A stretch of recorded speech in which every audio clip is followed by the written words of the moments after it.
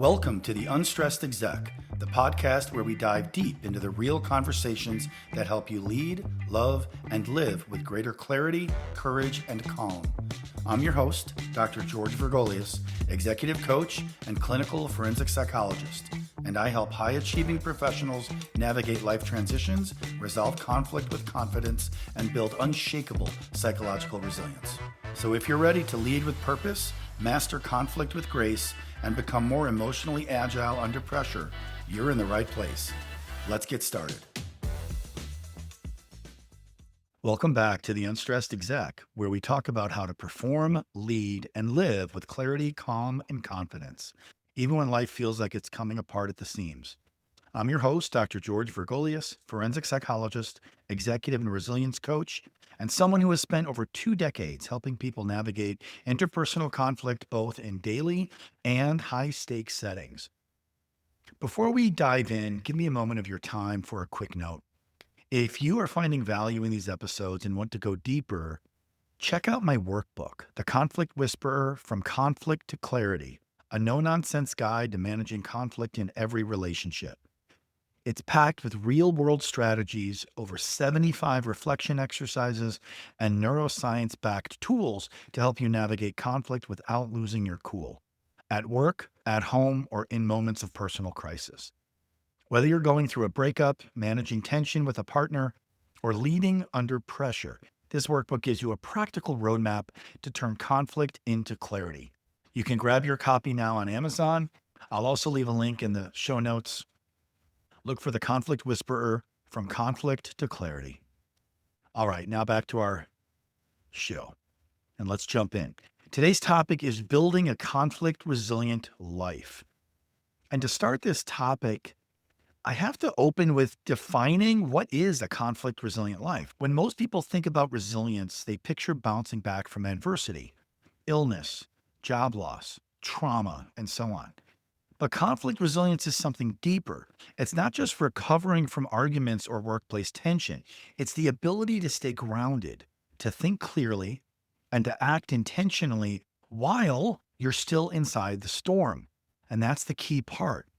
In The Conflict Whisperer, my workbook, I describe this as responsiveness over reactivity. Conflict resilient people don't chase calm. They carry calm. They bring it with them. It's part of their DNA. It's part of their default mechanism.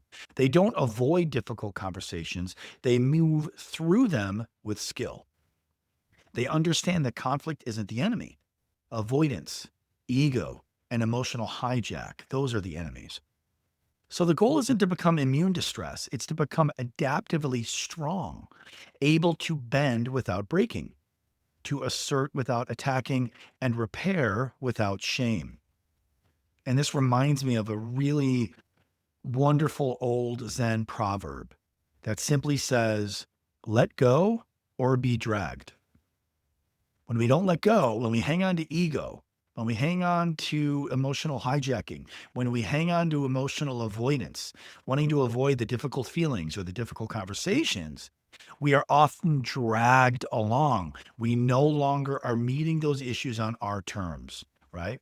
As we think about ways to carry a conflict-resilient life, we have to also think about what are the 3 pillars of conflict resilience. So let's break this down into something actionable. And these are what I do refer to as the 3 pillars of conflict resilience. And the first is regulation, mastering your internal state.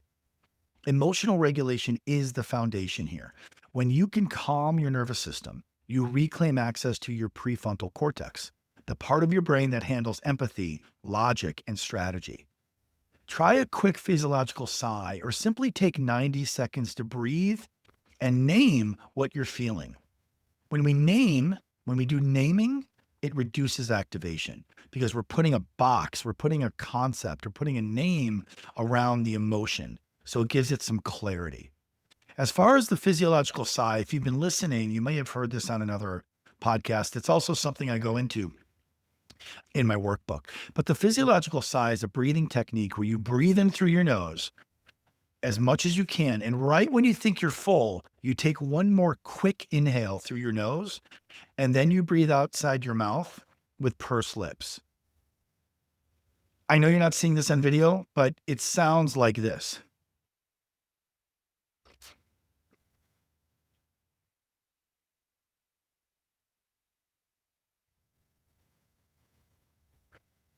And when you breathe out, you want to breathe fully out to the point where you're contracting and you're constricting your ab muscles.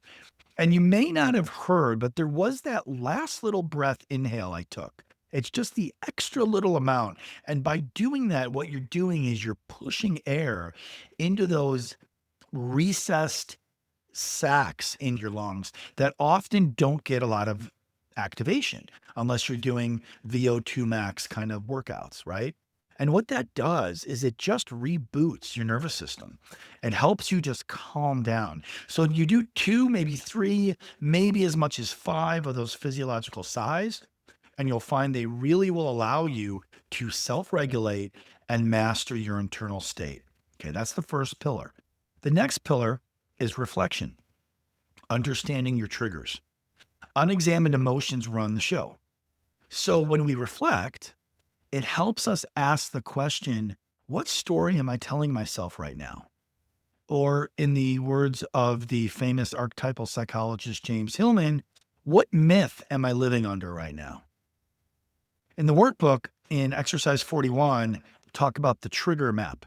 The trigger map guides you to trace recurring conflict patterns back to unmet needs or fears. But more deep than that are unmet feelings, needs, and fears that are behind that. And that trigger map exercise allows you to understand what's behind that recurring conflict that I keep having with my spouse or my loved one or my coworker, right? Starting with mastering your internal state with self regulation and then reflection to understand what your triggers are, including naming what those are. That's very important. And then the third pillar is recalibration. Once you identify or name your triggers, wonderful, great step. You still have to finish the work, and you finish the work through the third pillar, which is recalibration and choosing a better response because we have to change the behavior. If we do the same things we've always done, we're going to get the same result we always got. If we want something different, we have to do something different. So, on this third pillar of recalibration, after reflection, that's where recalibration comes in. It's the act of intentionally realigning with your values. It might mean taking accountability, or setting a boundary, or repairing after rupture.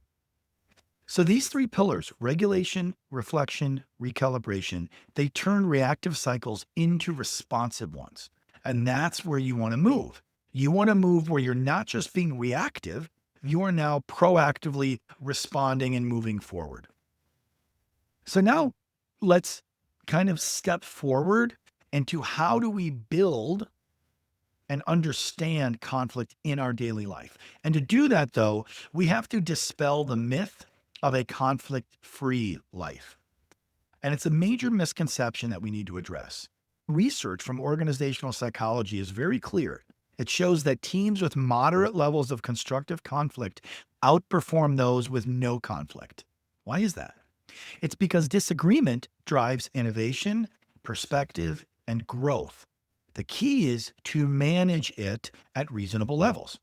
And the same holds true in relationships. Partners who can disagree respectfully tend to have higher satisfaction and longer lasting bonds. The absence of conflict doesn't mean harmony. In fact, the absence of conflict often means avoidance. And as we talked about it in the last episode, avoidance is the hidden path to resentment. And that nothing really comes from that, or nothing good comes from that. So rather than aiming to erase conflict, we want to aim to engage it skillfully. By the case story. And it's the attorney who dropped his reactivity by 70%. A few years ago, I coached a senior trial attorney, and let's just call him Mark. He was brilliant, he was decisive, he was razor sharp in the courtroom, but he was very reactive in his personal life. Every disagreement with his team felt personal. Every delay from opposing counsel felt like disrespect. He lived in a constant state of adrenalized urgency. But through coaching, Mark learned that his quick reactions were really stress responses. They were his fight mode in disguise. We've talked in prior episodes about the amygdala hijack and the fight or flight or fawn reaction. For Mark, everything was fight mode in disguise. So, what we worked on is slowing down his physiology, building awareness of his triggers, and learning micro pauses before replying. And what I mean by micro pauses is just a quick second or two where you catch your immediate reaction. What's my first inclination? And is that something I actually want to respond to? Is that something I want to do? Or do I want to take a pause and then lean back and then have a different response with more intentionality? And within 3 months, his assistant reported he was calmer in meetings, less defensive, and more collaborative. Mark described it this way: I stopped trying to win the argument and started trying to understand the system, both his own internal system and the system of the interaction between him and the other person. And that's the essence of conflict resilience. You stop reacting to people's behavior and you start responding to the dynamics beneath it. And that's the key that you want to get to. So, as you're thinking of applying that to your life, hopefully in a similar way with a similar outcome that Mark experienced, what are the practical tools that you can begin implementing to build your conflict resilience? So, if you want to start strengthening that muscle today, here are 3 simple practices I would suggest that you start with. First is the morning check in. So, before the day begins, ask yourself, what energy am I bringing into my conversations today? And what is my intention today in my relationships and in my conflict management? Just 5 seconds of awareness can prevent 5 hours of regret. The problem with email first thing in the morning or social media is you are immediately giving away your focus and your attention to somebody else's agenda. With social media, you are simply watching what somebody else wanted the world to know about them or what they're offering or what they're selling. It's almost always never the case that someone sends you an email that is perfectly aligned with what your goals are for the day. Think about it. An email from somebody is usually a request by them of what they need, of what they want, of what they need you to focus on. So don't open the morning looking at email or social media. Wake up, sit at the edge of the bed, stretch, maybe get up, brush your teeth, maybe have some nice music on or just quiet, but then check in. I actually check in the minute I wake up and I put my feet on the floor. I take a few deep breaths and I do my quick check-in. What energy am I bringing into my conversations today? What is my intention for today? It's one of the first things I do. I'm tapping in to those early morning brain waves coming off of sleep that are very open to possibility and engagement. Second tool to think about is evening reflection. And you're probably seeing a theme here, right? We're bookending the day. So on the evening reflection, use a journal or a voice note. By the way, I don't like journaling in terms of writing out very much. I do literal videos of myself talking about my day. So I do video journals and then I just delete it after a few days. It's just an attempt for me to capture and reflect. And what you want to do is capture one moment that challenged your composure. So you might ask yourself, okay, this one thing happened today at noon or at lunch. What did I feel? What values was I protecting? How can I respond better next time? These are common reflection questions that you can consider. So do that as part of your evening reflection. And then the third tool to consider is your repair ritual. So when tension arises, own your part quickly. Even a simple statement such as, I realized I was sharp earlier. That wasn't fair. I realized I was tense earlier, or I was biting, or I came off attacking. That wasn't fair to you. My apologies. Owning something here with accountability restores trust faster than 1,000 explanations of why you did it. And remember, resilience isn't about perfection, it's about recovery speed. Progress over perfection every time. And with resilience, it's really about the speed with which we can repair and regain connection with that person. All right, some closing reflections. Building a conflict resilient life is about creating capacity.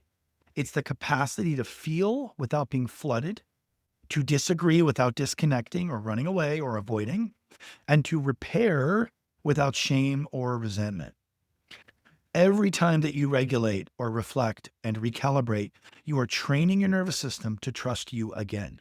You are training a muscle that you probably were not taught as a child of how to use. I had wonderful parents, but they never sat me down at age 10 and said, listen, in life, George, you're going to get frustrated. And this is exactly how you need to recalibrate and calm your nervous system. And here's some tools of how you can reconnect and repair a rupture with somebody else in a relationship. I didn't learn that well until my adulthood. I didn't even learn that through my doctoral program, being trained as a clinical and forensic psychologist. But I had to learn this as an adult. So that's not just emotional maturity as you learn that, that's leadership.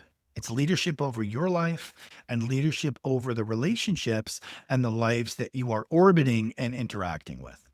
And that's a critical skill set. And what we know is that people that can regulate and manage these things well are likely to be more successful. They are likely to be more liked in their relationships, and they're likely to be seen by others as being more competent. All of those are winning recipes for your future. Okay. So let's kind of close up for today. If today's conversation hit home and you're ready to take that next step from insight to action, go check out my workbook. I really invite you to do that. It's called The Conflict Whisperer: From Conflict to Clarity. If today's conversation hit home and you're ready to take the next step from insight to action, go check out my workbook, The Conflict Whisperer: From Conflict to Clarity. This isn't fluff. It's a practical, no BS guide designed to help you break the cycles of reactivity, build emotional strength, and navigate conflict with more confidence and less chaos. You'll get hands-on exercises, over 75 of them, powerful frameworks, and mindset shifts that I use every day with clients, from high-achieving executives to people just trying to hold their personal lives together. And the reason that I started with the workbook, why didn't you first write the book and then write a companion workbook? And the reason is, just reading a book, we could develop insights, we could develop a lot of good things in our life. But for something like this, you have to do the work. That's where you need the homework, and that's where you need the exercises. Reading about the concepts is wonderful, but if you really want to change your life, if you really want to move the needle in your life, you have to do the work. And doing the work requires the exercises. That's why I started with the workbook. All right, where do I get it, George? Well, it's available now on Amazon. I will also drop a link in the show notes. And again, you can search for The Conflict Whisperer: From Conflict to Clarity on Amazon, and you'll find it quite readily. As always, thank you for being here and for doing the work and for choosing to be the calm in the storm. Now, a call to action. Insight without action changes nothing. If you're ready to turn awareness into movement and stress into strategy, coaching can be the catalyst. Coaching will change you. Reach out to set up a free consultation. You can find me at www.theunstressedexec.com or on TikTok, Instagram, Facebook, and YouTube as The Unstressed Exec. Let's create real momentum starting now. Thanks for listening. See you soon. And remember, shift happens.